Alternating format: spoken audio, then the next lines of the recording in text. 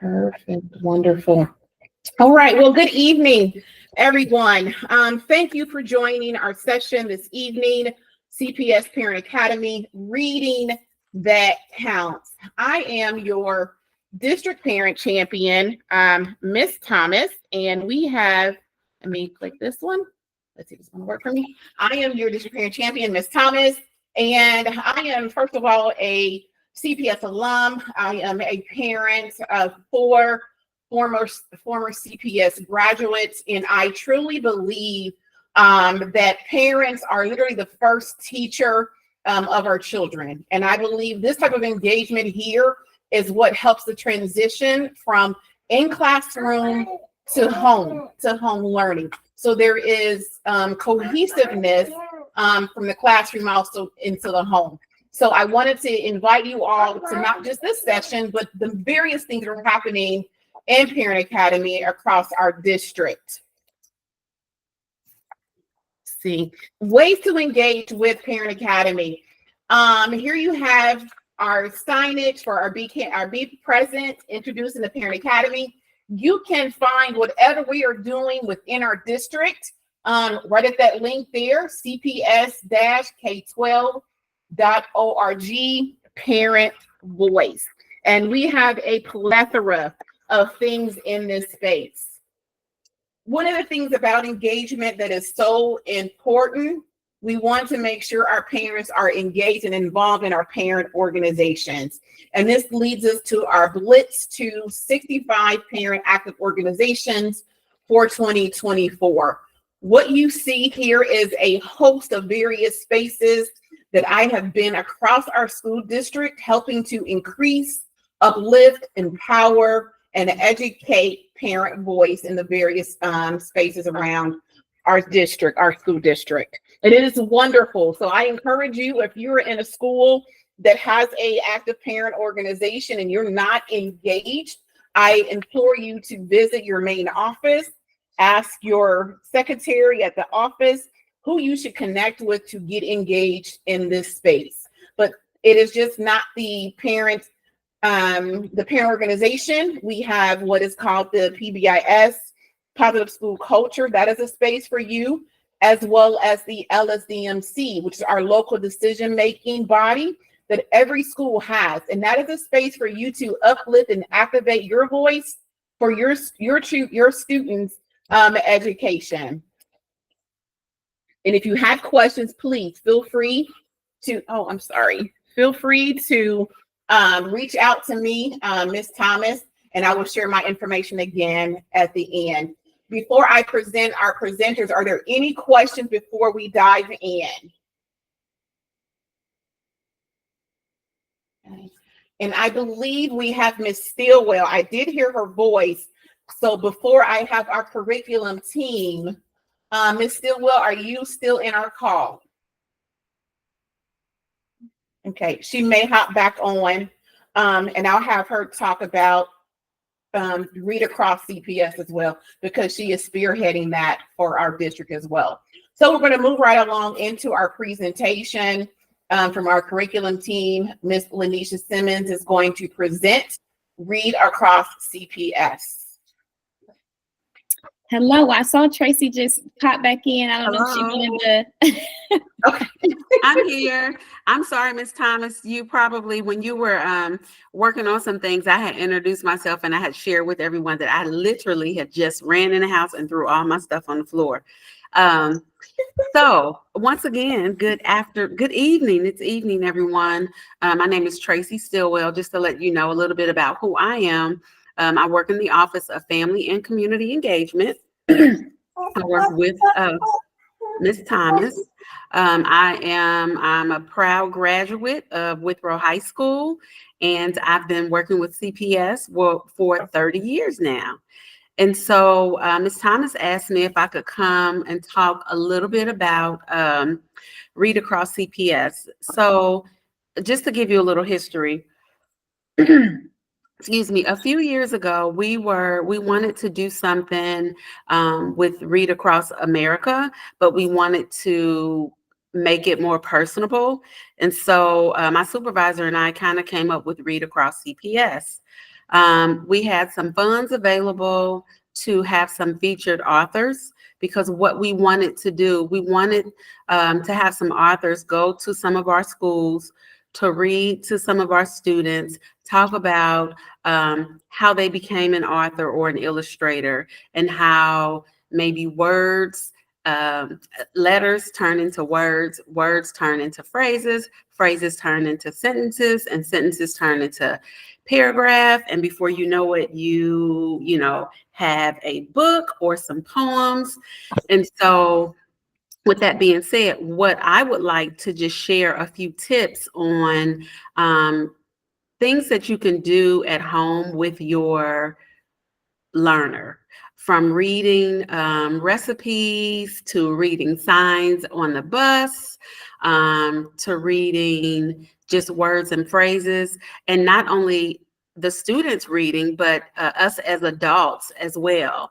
So one thing that I wanted to share with you this evening is that the Ohio Statewide Family Engagement, they have a really good resource center, and I'm going to eventually put the link in our chat, but I would really encourage you to go on there. It's the Ohio Statewide Family Engagement Resource Center.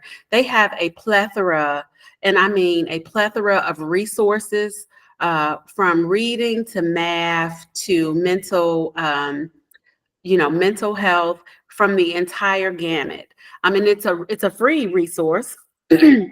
They have other PD things that you can take, you can watch as well. So in this issue, I wanted to just let you know some of the things that they have. They have growing generations of readers. Dads rock when it comes to their kids' learning. What parents should know about dyslexia, upcoming events, and resources for you. Once again, the district is celebrating Read Across CPS, where we are encouraging students and families to read together. And so I just wanted to share that with you. Also, I want to invite you to, and I'm going to ask Ms. Thomas at some point to put it in the chat. So we are in the middle of Ohio Department of Education. They're here doing a site visit. They've been here since Tuesday. Tomorrow, they would like to host a parent focus group. And so if you are not doing anything tomorrow morning from 9:30 to 10:30, we invite you to come to the Education Center at Launched Ed. I'm not sure what room, but they will be conducting a meeting. And it's basically a meeting about just how we're doing as engaging our families on a global level here at Cincinnati Public. Any questions?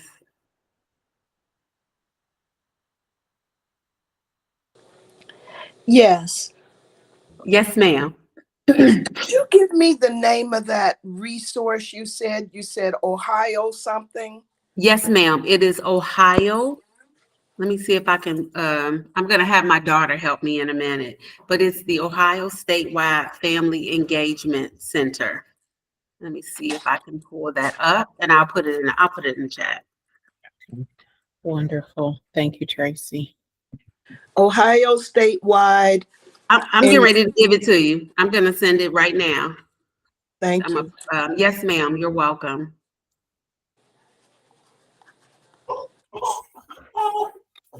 Oh, thank you. Oh, there it is. Thank you, Miss Lanisha. You know, I'm a little slow. No, you are. What you're sharing is a perfect segue. So I got you, Miss Stillwell. Thank you. All right. Wonderful. There are any more? Oh, okay. So April has her. Go ahead, April.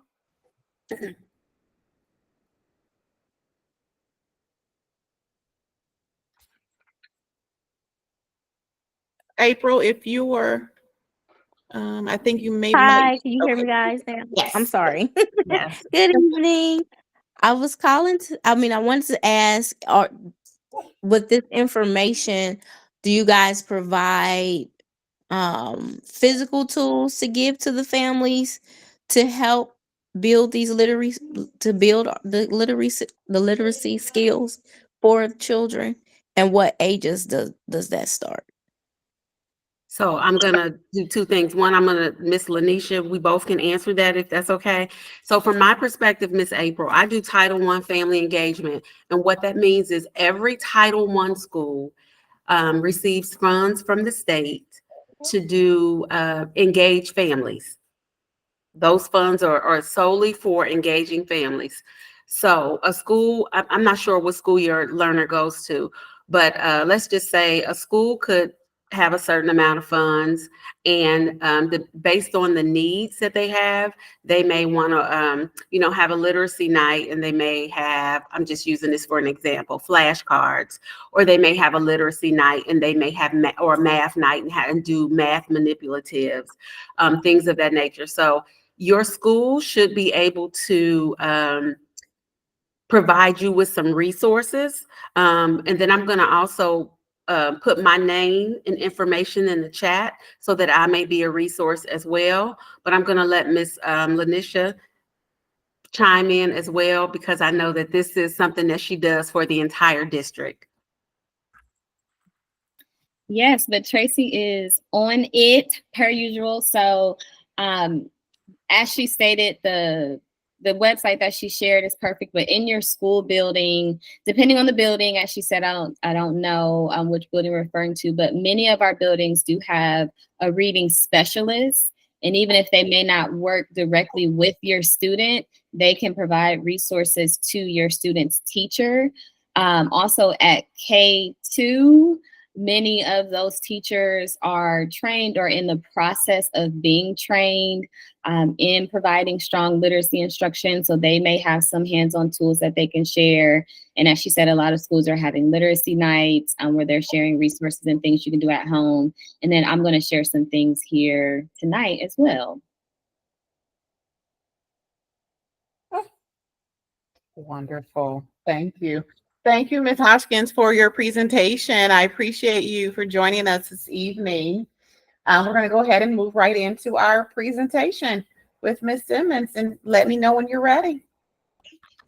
All right. And I was going to share my screen, right? I can go ahead. I'm controlling the deck for you. I got you. Okay. Thank you. Yep. All right. So good evening, families. I'm so glad that all of you are here. Again, my name is Lanisha. Excuse me. Just one thing that I'm going to ask. I don't know if there is another Spanish speaker family that maybe need to have this translated, because I'm working in the phone right now, the family. I don't know if you can try to translate to Spanish the meeting. Do you know how to do it? I can get with Miss Thomas and see what the usual practice is. Yeah, you can translate it. If you can, in the main presentation, you can translate everything to Spanish. Okay. So we would have to, family. Okay, I know what you're saying, but we'd have to do that at another time, unfortunately, because I'm in a different setting. So that's yeah. But we can. We'll so I'm going to translate. I'm going to keep translating by the phone then. Okay. I'm going to mute myself. We will make sure that she gets this translated in her language. Yes. Okay. Thank you. Bye. Okay. Thank you. I'm not bye. I'm going to be here, but I'm going to be. I understand. I understand. Okay. All right. All right. Well, again, thank you all for being here. My name is Lanisha Simmons, and I'm the curriculum manager for K-12 English Language Arts. So if you ever had an English class, which everybody did for English Language Arts, I support teachers in the district in that area. So we're going to jump right in. And just make sure everybody's aware that as a district, Cincinnati Public Schools, we are committed to helping your child become a successful reader. We know that reading is the foundation for things that they will be able to do in the future. And we know them learning early will really help them as they continue on and move through graduation and make decisions as to whether they want to be employed, enrolled, or enlisted. That, reading is the foundation for that. And so we're working very hard to improve in that area and provide families, teachers, etc., with the tools. And on the next slide, we're going to talk a little bit more about what we're doing in CPS. But before I even get into what we're doing in CPS, I want to follow up on some of the things that Tracy said and what's happening in Ohio that inform what's happening in CPS. So there are laws that are being put in place to support improving instruction, to make sure that our kids are getting strong literacy instruction, to make sure that they are given the opportunity to become strong readers. So that website that Tracy referred you all to, the Ohio statewide family engagement website, they actually worked with the state to with the Department of Education to put together resources to help everyone navigate these different changes. You may hear referred to as the Ohio Dyslexia Law. This does not mean that your child has dyslexia. Dyslexia should not be a scary word. It just means that a learner needs stronger, more explicit instruction in literacy so they can improve. But just these laws are being put in place at the Department of Education and Workforce to help improve instruction in the classroom and just provide everyone in the state with more resources. So what are we doing in CPS? One, we have been working, I've been in this role 5 years now, and I came in at the time when we were adopting or purchasing new materials. So one, we have high quality instructional materials provided to all teachers. So we have worked really hard to put the best of the best in front of our teachers, which means that it's also going in front of our students. And we are continuing to work hard in training and supporting our educators to use those materials in the best way possible.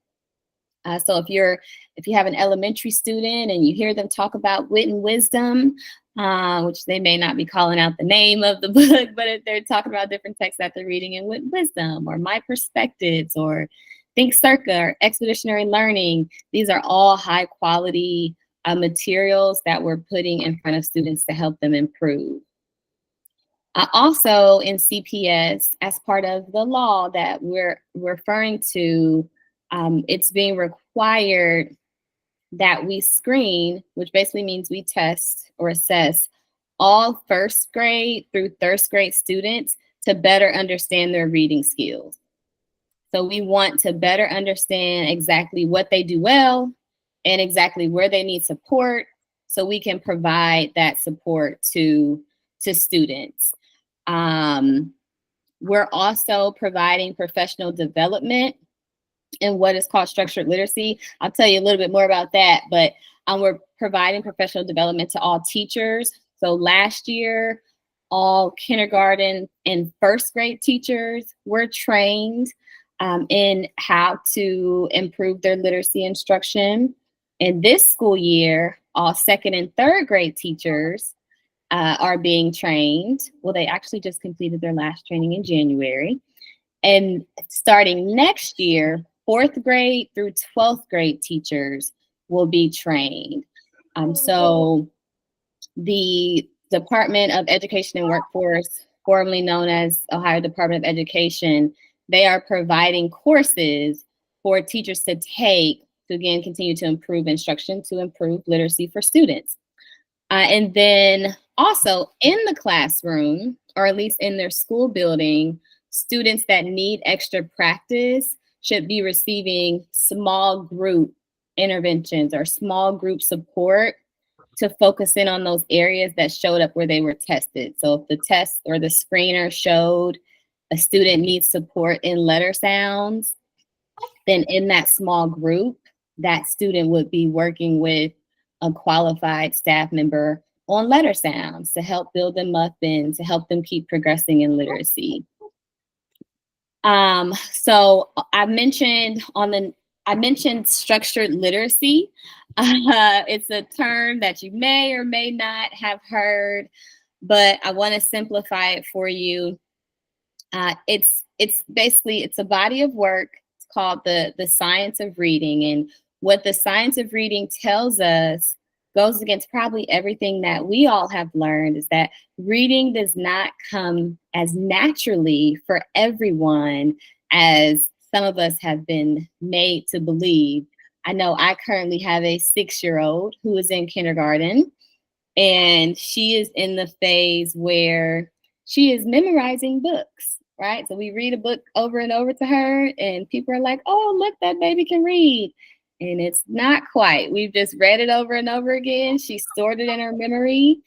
And so it appears that she can read, but we know not yet she's actually memorizing. So the Science of Reading is a way to make sure we are teaching the skills that students need in a specific order. It's clear. It goes from simple, so understanding, being able to identify letters, to knowing that each letter has a sound, how those sounds make words. As Tracy was referring to earlier, it's hands-on. And when students make mistakes in these areas, they get immediate feedback in that. And this may be different from literacy instruction in the past, which we'll talk a little bit about that. But on the next slide, I'll give some more details on, again, what structured literacy looks like. So letter names and sounds. We've all been probably singing songs about the letter names and the ABC songs, and that letters have sound, but that's one of the most important parts to turning into a reader, is one, knowing the names of letters and that those letters have sounds. That is step one for a student to be able to work their way to being a reader.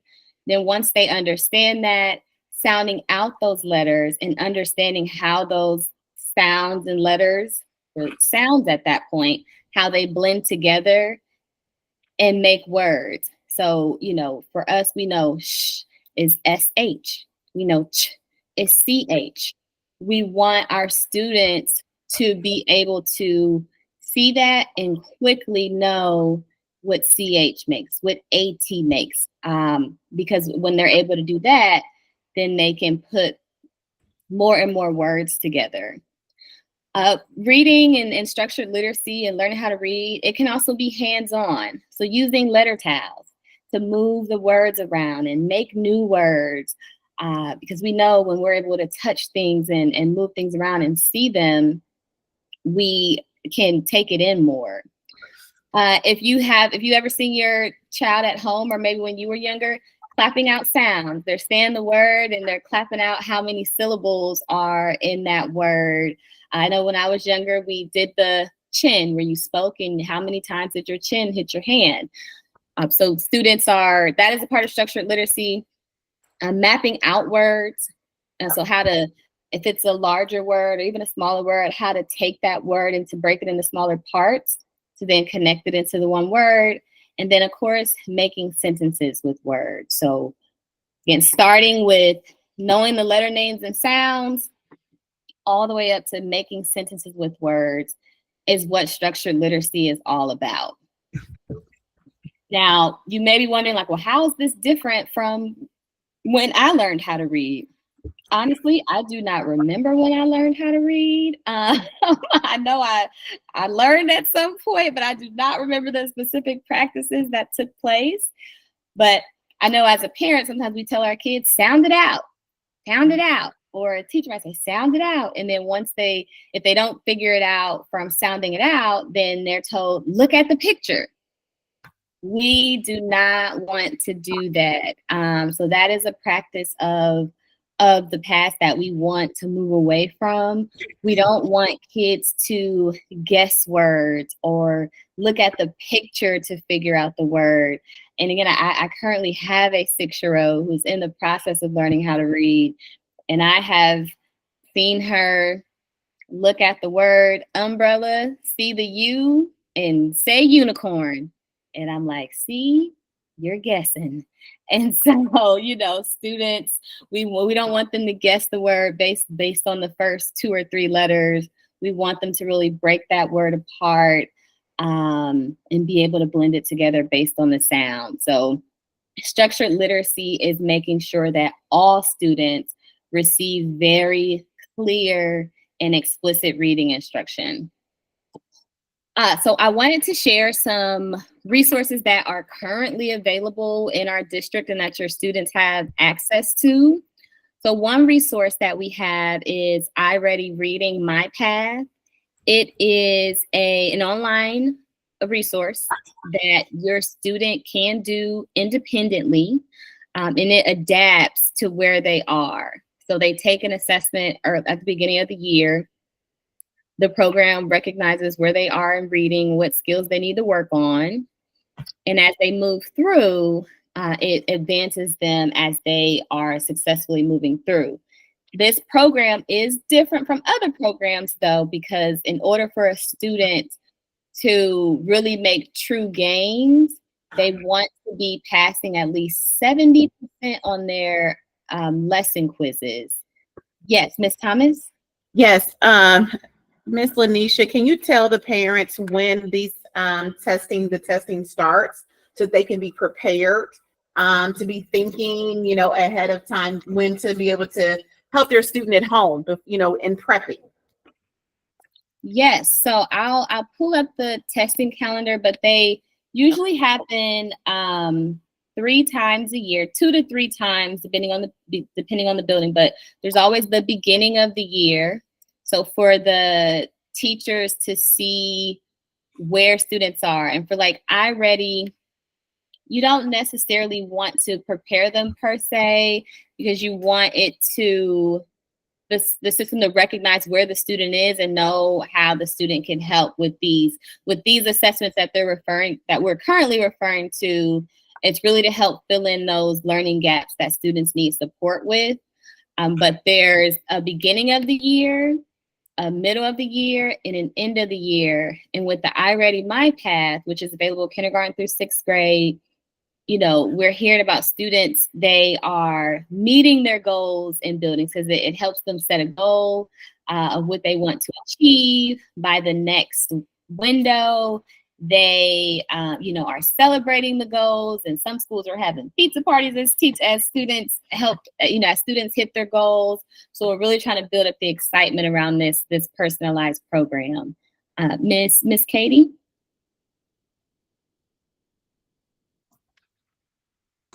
Yeah, thank you. So I know that iReady is on their iPad that they have at school. Is that something they can do at home? Is that an app or just the website? Or we've never been able to get it at home, which I think would be great. Yes, it should be something that they should access via Clever. I can share the instructions with Ms. Thomas or Ms. Stillwell, so you guys know how to access it. But yeah, it's something great for them to do at home. Again, you do want to check in and make sure they're passing those quizzes, because the system can identify like, oh, that student rushed through that. And you'll know that they truly make those gains and fill in those gaps when they are passing the quiz, because the quiz shows that they learned what they needed to know and can continue to move forward. We can definitely get those instructions on how students can access it. Okay, great. So we can just do that on our computer at home then, and not have to have the iPad. Okay, awesome. And the ideal time is 30 to 49 minutes. Anything over that, like the research that that Curriculum Associates iReady did shows that anything under the 30 or over the 49 starts to become ineffective. So just keeping that in mind too. Mm-hmm.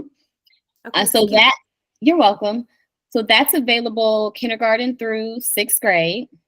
And there are 4 buildings. I want to say if your student is at a K-8 building, we are testing out in those for the K-8 buildings, but I'll double check that. I don't want to misread that. I believe it's 4 of them. Yes, Miss Valerie.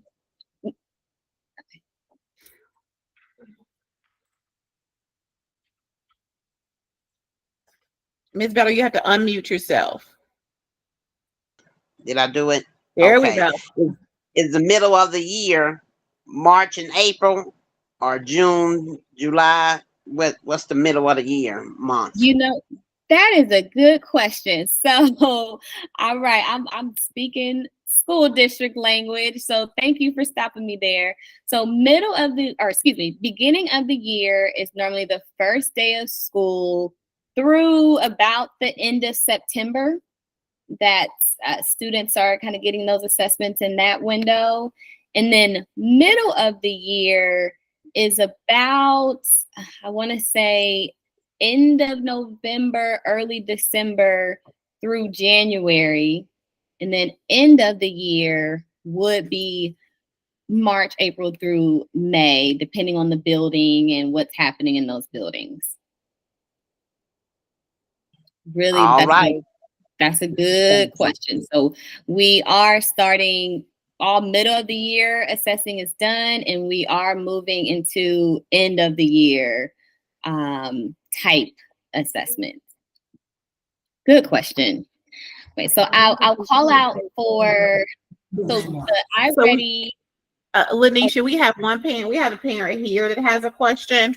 Okay. You can speak into the mic. Just speak into the mic. I just was wondering when do they test in the third grade for their benchmark assessments?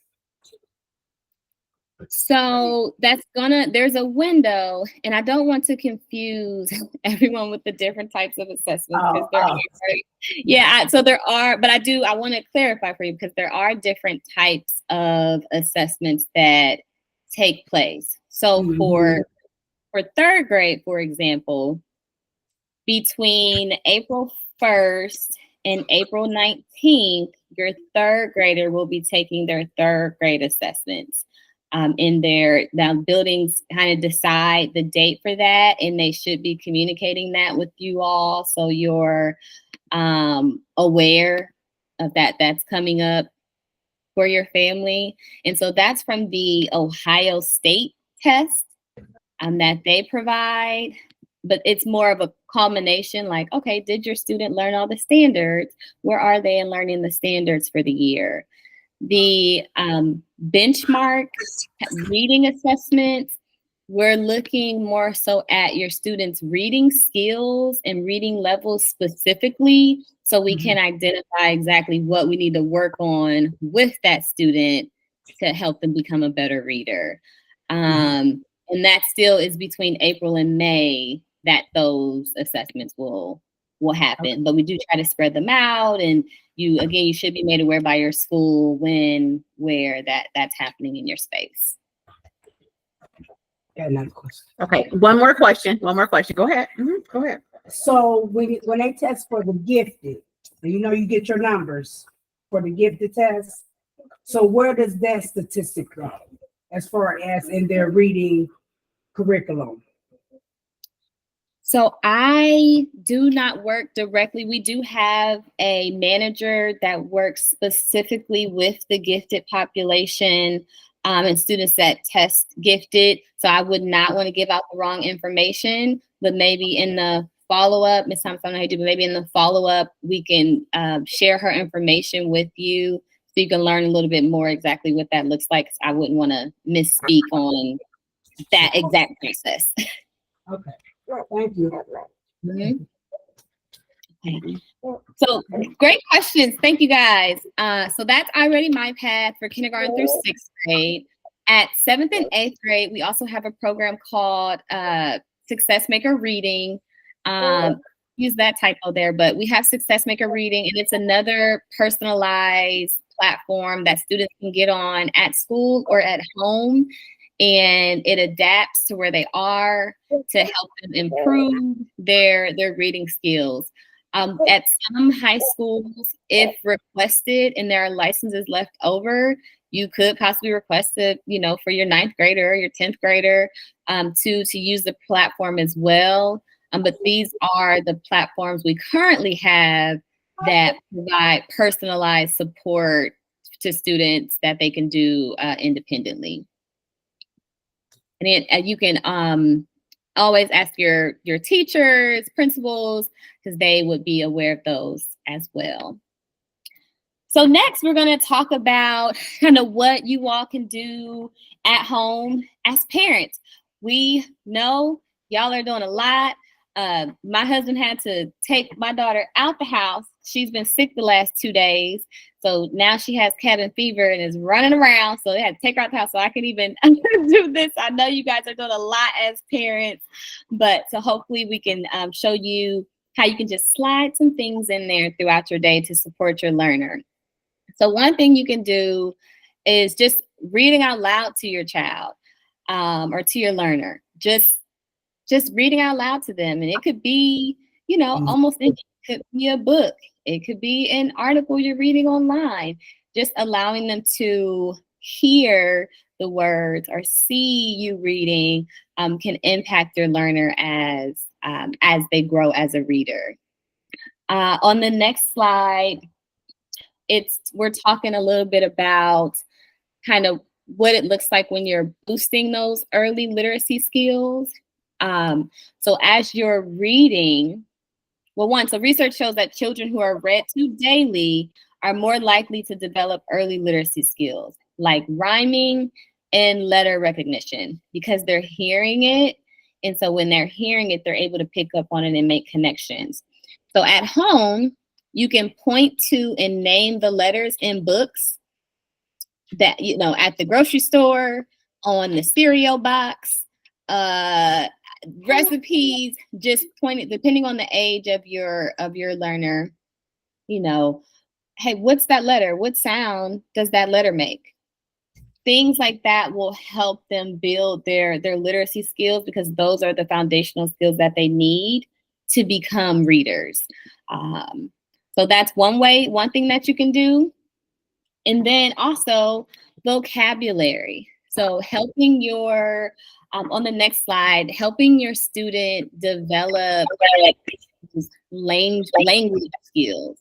So exposing them to new vocabulary words that they wouldn't hear in everyday conversation. So maybe you're watching the news, watching a TikTok, whatever it is, if you hear a word come up that they're not used to, or maybe you guys don't use in everyday, that none of us really use in our everyday language, calling that word out and talking through that word with them. So helping your child say that new word and then having them repeat that new word. And again, it could be on a cereal box, it can be in a book, it can be in a recipe, but really calling out, exploring words that they may not be used to, and then having them try to use that word, and then having them ask questions about the word. Because then as they're building that knowledge, when they go to read the book or read books, activities like that are helping you build their build their capacity, build their reading toolbox when you're exposing them to more and new vocabulary words. Another thing you can do at home that really helps promote a student's social emotional development. So how they deal with conflict, how they deal with inner talk to themselves. So on the next slide, we just really call out, talk about the book. So if you're reading a book to your learner, or if they're reading it to you, depending on the age, it can help them develop skills such as empathy and understanding emotions and problem solving. Asking them questions such as, well, what would you do if you were in that situation? Or how would you have handled that? Or what's a way that you might have handled that better? As they're talking about the text that they are reading, did that person handle it in the best way about the story? And then it can help them reflect on maybe how they respond in different situations based on what they're reading in the book. So just having conversation about the books that they're reading and what's taking place in those books is a great way to build their capacity at home or build their literacy skills at home. On the next slide, so research has really shown that background knowledge, so basically having some form of an understanding about a topic really helps to improve student reading. There's an example that basically if you put a medical text about some medical text in front of me, I could probably read the words, but I may not understand it because I'm not a doctor. So building background knowledge in students and just basically having them read about all different types of topics. They may never go skiing, but it doesn't hurt for them to learn about what it's like to ski. You know, they may or may not visit a certain place, but it doesn't hurt for them to learn about that place, because the more they learn and build their knowledge, the better reader they become. And then not only that, earlier at the beginning of the conversation, someone mentioned, you know, was Tears of a Tiger was there. Sharon Draper was one of the books that they most remember because it was relatable. We felt like they could connect to it in some form or fashion.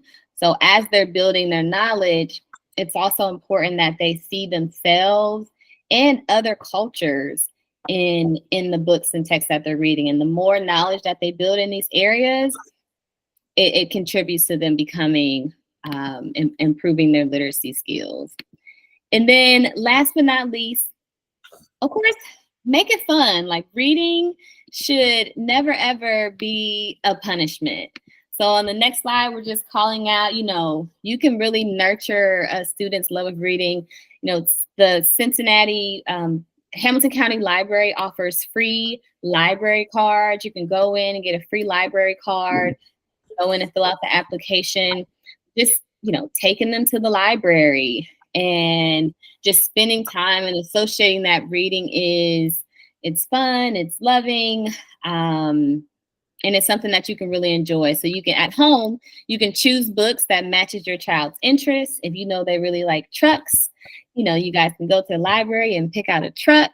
If they like hearing you make silly voices, you know, pick out books where you can do that, but just really make it a positive experience. So when they see books, they're like, oh yes, I get to read, you know, another book, or I get to explore this book. So on the next slide, we just want to remind you all that, you know, reading is a journey. And as I said earlier, it is not something that comes as naturally as we have all been made to believe. So it takes actually being provided what we call explicit instruction, but it's a journey. It's a way to explore new worlds.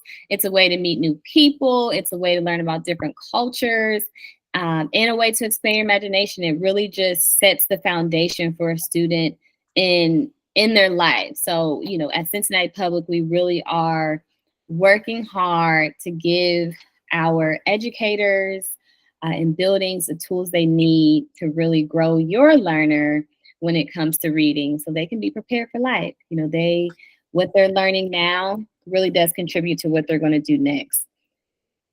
So I'm just on the next slide, just calling out two really good resources that I use. They are simple, but they are really good. If you, again, don't already know, you can sign up for a free library card at the Cincinnati Public Libraries. I just actually had to go in a couple weeks ago and get my new one. And then if you're not aware, Dolly Parton has something called Dolly Parton's Imagination Library. And it is something that I signed my daughter up for when she was 2. I believe you can sign, I think you can sign kids up when they're born. And every single month, a free book is delivered to your mailbox. So from the time my daughter was 2 until the time she was 5, she had a free book delivered to our mailbox. And it really became an adventure for her to say, you know, hey, is there a new book today? And we would go out and get the book and read it that night. And again, it is free. So if you sign up, they'll let you know when your first book will come. And she now has a library of books because of some of the books she received from this Imagination Library. So be sure to sign up for that if you haven't already. And last but not least, again, Tracy had already shared this resource with you all, but it's the Ohio State Family Engagement Center. They have a ton of resources for families, articles, things you can do at home. You can learn about the new laws that I referred to earlier that are being put in place, how they affect you, your child, questions that you can ask. It's just a ton of resources that would be beneficial to you all to kind of build knowledge to build your student. So that is the last slide. In this presentation, are there any additional questions? Yeah, there was a question in the chat. Give me 1 second. Let me hold on. Let's see. Let me go to the chat. It says you can sign up for a digital library card too. With that, you can access Libby and what is that? 10 out of 10. Okay. I recommend. Okay. So someone was recommending. Okay. Wonderful. Thank you for that share, Ms. Jones. Thank you for that share. Thank you for that Yes, share. Ms. Jones. I transfer books to my Kindle all the time and get my free little library loan. So yes, use the free resources because they're good. So I'm with you, Ms. Jones. 10 out of 10. I do recommend.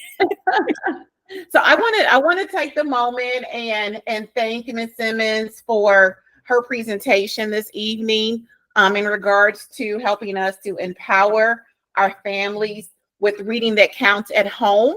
And I want to share a little bit more information about the Parent Voice, Parent Academy space and the work that is happening for our parents across the district. So we do what is also called parent advocacy hours, and that's just additional support.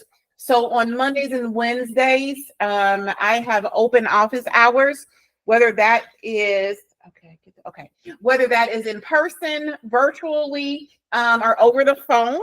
And there's a link. So also let you all know this entire presentation will be emailed to you as well. So you do not have to worry about missing any information because I will make sure we get the link to you tomorrow. So we'll get you tomorrow as well. Someone has a question. Hold on. Let's see. Ms. Thomas? Yes. Oh, this is the interpreter, and I want to be sure that they're going to send the parent the information in Spanish, the presentation. Yes, it will be in the language that is needed. That is correct. Okay. I will make sure it's translated. One additional question, Yes. because I was translating and I'm not sure. In the slide number 20, the name of the program where they give you the free book, it's Imagination Library? That is correct. Okay. And the other question is if you just said that they have in-person, virtual, or over the phone help because she has a kid that, let's say, that is not reading very good. Do you provide that extra information in Spanish, or do you need a translator? How can I tell her that she can access to that program? So she can, so let me first, are you talking about what I just shared as far as the parent advocacy hours? Yes. That yes. additional support. So yes, I will have access to an interpreter. However, I am going to recommend that she talks with the school, with the teacher in that regard. Okay. Yes. So that would be at the school level. So the support that I do is at a higher level, just like overall general concerns about the things that we get into talking about needing additional support, like one-on-one. I'm going to deflect that to the school and to the teacher. Okay. Let me translate. Thank you. Okay. Certainly. So that's how they deal with it. Because I work with a foreign school too. Okay. So as far as the reading aspect of it, I mean, I work with a teacher too. Okay. But how do they go about, like, is there a different, it's straight across the board. Okay. Regardless if you're foreign or not. That's my question. Yeah, so anytime any parent within our district needs additional support to help their student, we are going to get an interpreter so that we make sure that there is no barriers in communication. That should never be a problem. Should never be a problem. Lanisha, is that correct? So when they're going to the school and they're talking to the reading specialist or the teacher, they are going to have an interpreter present if it's requested, correct? At the school. I know they are available. I don't want to say it for every school. I know there are, some school hubs where there are folks, but let me confirm with our instructional equity team. But like you said, there are translators across the district that can support and departments that can support. I would just want to confirm, does it need to be scheduled in advance? All those things to make sure someone is available depending on the school. Okay. Perfect. Thank you. So this information I was sharing, so this is in regards to if you have any concerns in these, categories, I am available in person, virtually, by phone, and I do school visits as well. So you can reach me at 513-377-2167. And then there's an email up here as well. But again, this information will be shared with you by email as well. And then our next slide, here are some things I want you to be mindful of what is coming up. So tomorrow we're having our Be Present orientation and training from 4 to 5 p.m. That is in person or virtual. So if you're one of our many volunteers that wants to engage in our schools, we're asking you to sign up for that orientation and training. And it is held the first Thursday of every month. I will share a link as well for that should you want to join tomorrow or if you want to join in April. The next event that we have coming up is actually on March 12th, which is next Tuesday. We are launching our second cohort of parents to go through our youth mental health first aid certification training. And that is 4 sessions. The first session will be held next Tuesday in person here at the S Center from 6 to 8 p.m. And then the last session would be an in-person session. Should you decide that you want to join this cohort, I need you to email me your name and information so that we can confirm we have a space for you starting next week.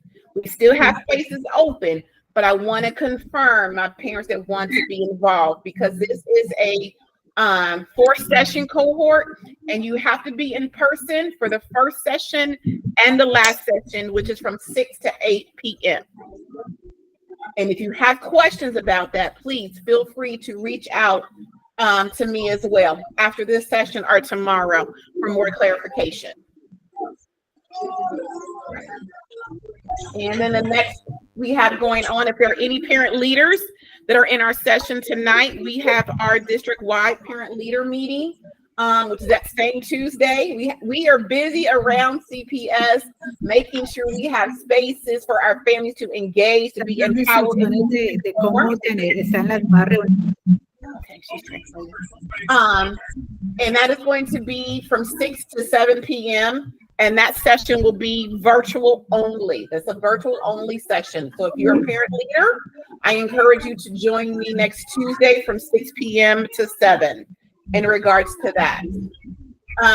Next, March 14th, we have our Be Present with Superintendent Wright Town Hall. And that's going to be 5:30 to 7 p.m.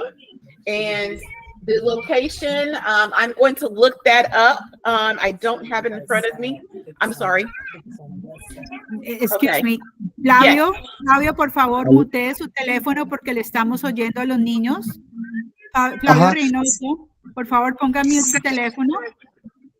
Sí, es una pregunta, nomás quería yo saber acerca de la reunión que están haciendo, porque yo sé un poquito de entender en inglés, pero no bien lo que entiende lo que ellos dicen.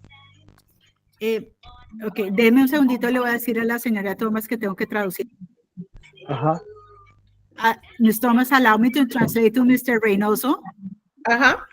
Okay, give me 1 second, please. Don Flavio, esta reunión básicamente, espérese que estoy traduciendo al otro padre. Don Flavio, esta reunión, esta es una reunión que se llama Lectura que Cuenta y es como enseñarle a los padres diferentes técnicas para que ustedes desde la casa puedan ayudar a sus hijos a cómo leer. A usted le debe llegar esta presentación en español completamente para que la pueda leer y ahí le dicen como las indicaciones básicas y principales para que usted le pueda enseñar a su hijo cómo leer. También las profesoras explicaron cómo están enseñándoles a sus hijos a leer en inglés, porque es completamente diferente como se lee en español. Toda la reunión está basada en esta, digamos, en esta idea de que ustedes, de que los padres conozcan las posibilidades que tienen y todas los accesos a los programas que tienen para que sus hijos aprendan a leer. Había 2 programas que estaban, que es iReady y otro programa, que en este momento no me acuerdo, pero son programas por el computador que le ayuden a sus niños. ¿Usted alcanzó a esta parte de la traducción? Sí, está bien, gracias con la traducción. La pregunta es, esta junta es de, bueno, yo como tengo una niña que está en el grado segundo y el otro que está en la high school, no sé si esa reunión es para las dos o solo por el que está en la high school.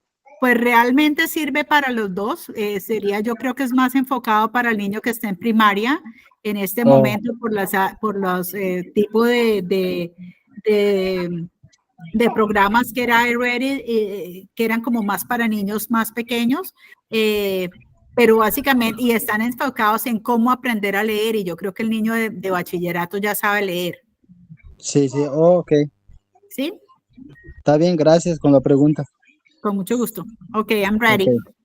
Okay, perfect. Thank you.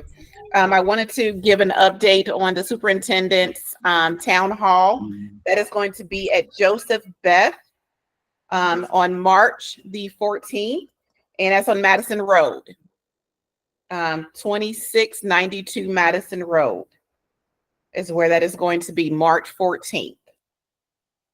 And there is a link on our website to pre-register.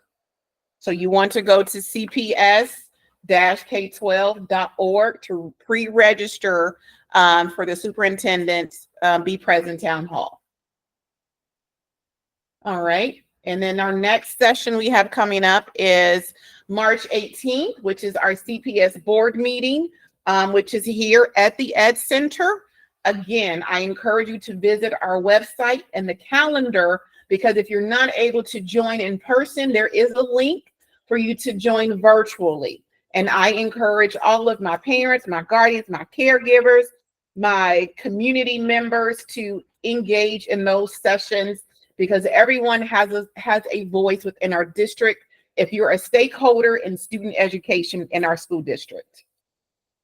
The last I want to share, there's 2 more things. We're coming up on spring break, which is March 25th through the 29th. And the last but not least for March, we're having a CPS Parent Voice Mix and Mingle. That will be 6 to 8 p.m. That is an in-person event at Goodfellas Pizzeria on Montgomery Road. So every month, myself, some of my colleagues, some of our community members and advocates are meeting with our families at various places across our district, engaging in person. So I invite you, if you're able to join us, you can register and show up, and I would love to talk with you, meet with you face to face.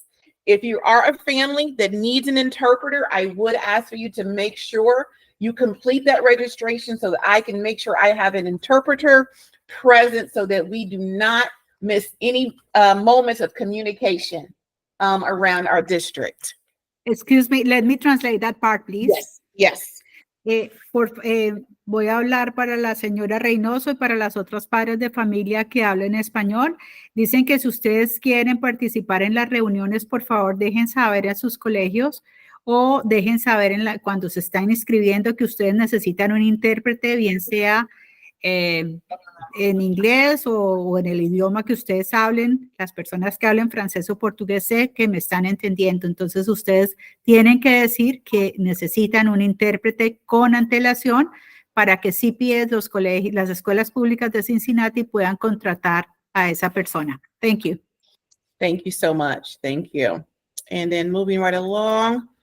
So here is our CPS Parent Academy and our parent community. We're on social media. So if you are able to, if you're on any of our platforms, I encourage you to just scan the QR code and join, you know, over 1,000 families that we have currently on our CPS Parent Voice platform, where you can engage, you can talk with various families.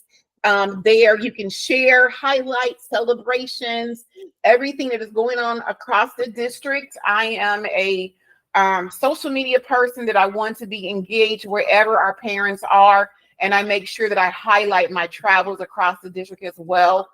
So that keeps you engaged and keeps you informed what is happening at your schools and in your communities as well. So I invite you to do that too. And then last but not least, we have a feedback survey. So I'm asking everyone to complete that survey. Yeah, you can scan it off of that computer there. So I'm asking you to fill out that survey for us. And if you can't access the link here, again, I am sending this out virtually. I'm sending this out through email to you as well, because your voice matters. And we want to make sure the content that we're putting out is useful for you, your student, and as you grow across CPS as well. So we're very intentional on how we engage with you, how we support you, and how we empower and uplift your voice across our school district. I know that Ms. Hoskins had me to, there's a form, or there's a flyer she wants me to send out. I am having some difficulty, so what I'm going to do, it will be in the chat right after this session. So you will see that for the session tomorrow. Ms. Hoskins, are you still online? I want to make sure that if you can just say again the time for tomorrow that we're asking families to join, if they're able to, if you're still on. If not, let me see if I can pull it up here. Hold on, I'm going to multitask. I apologize. Let's see here. Let's see.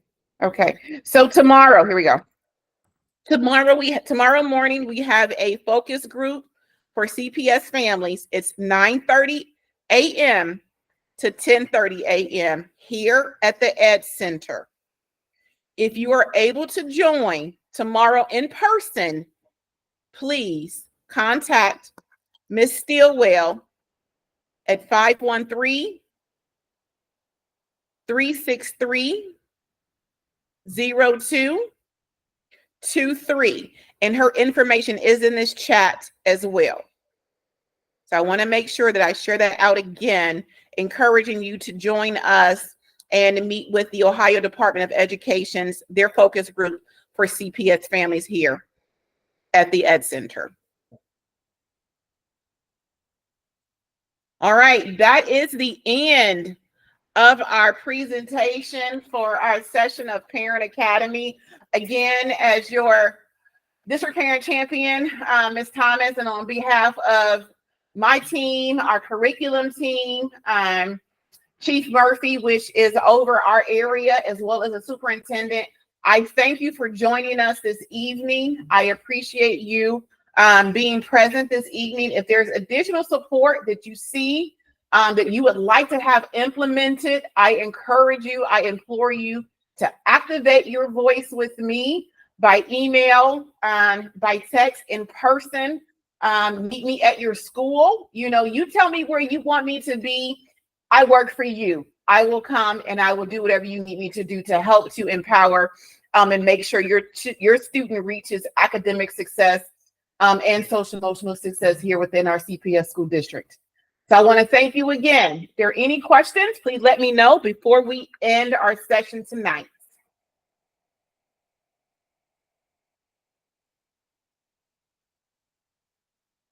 All right, I think we're all good. Wonderful. Thank you, Ms. Thomas. Oh, yes. I was just saying thank you. Oh, thank you as well.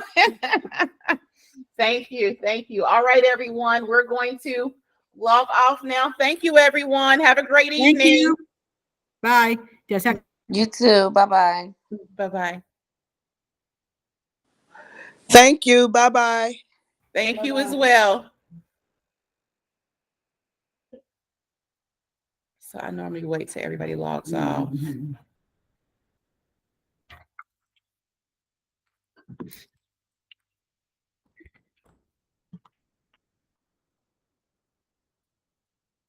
Well, this is my spiel. Okay, you're all right. Right now I work in between two schools. Mm-hmm.